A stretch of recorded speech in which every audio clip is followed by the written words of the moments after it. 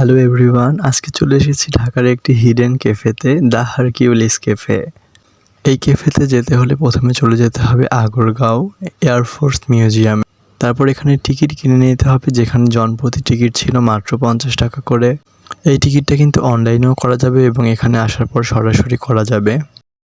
এবং এই ক্যাফেতে আসার একমাত্র অ্যাডভান্টেজ হচ্ছে এখানে কিন্তু একসাথে আমরা বিমান মিউজিয়ামটাও দেখতে পারবো এবং তার সাথে কিন্তু আমরা এই ক্যাফেতেও যেতে পারবো।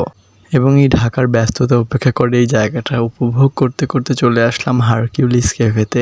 এখানে ঢুকতে হলেও কিন্তু অবশ্যই পে করতে হবে এবং এখানে জনপ্রতি পে করতে হয়েছিল 100 টাকা করে। ক্যাফেটা ছিল খুবই কালম এবং পিসফুল, যেখানে ঢুকলে সবার মাইন্ড একদম ফ্রেশ হয়ে যাবে। ক্যাফেটা মূলত বানানো হয়েছে একটা প্লেনের মধ্যে এবং এই প্লেনটা কিন্তু একসময় চলতো এবং এটা এখন এখানে মিউজিয়ামে সংরক্ষিত করা হয়েছে। এবং আমার এই ক্যাফের এন্ট্রান্সটাও খুবই ভালো লেগেছে এবং একদম ইউনিক লেগেছে। মনে হচ্ছিল আমি বিমানে করে কোথাও যাচ্ছি এবং আমি ভেতরে ঢোকার সাথে সাথে ক্যাফেটা দেখার পর আমি আরও বেশি মেসমারাইজড হয়ে গেছি এবং আমার 100 টাকা একদম উসুল হয়ে গেছে। যেহেতু আমি সামনাসামনি কখনোই ককপিট দেখিনি, তাই আমি তাড়াতাড়ি করে চলে গেলাম এখানে ককপিটটা দেখতে এবং এটাও কিন্তু অসম্ভব সুন্দর ছিল।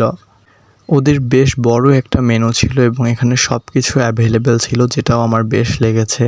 আমরা 2টা প্ল্যাটার অর্ডার করে নিলাম এবং এখানে কিন্তু ছিল রাইস বোল, 2 ক্রিসপি চিকেন এবং চাইনিজ ভেজ এবং তার সাথে আমরা নিয়েছিলাম মিনারেল ওয়াটার। এবং ব্লগটা ছিল এই পর্যন্তই। আল্লাহ হাফেজ সবাই ভালো থাকবেন।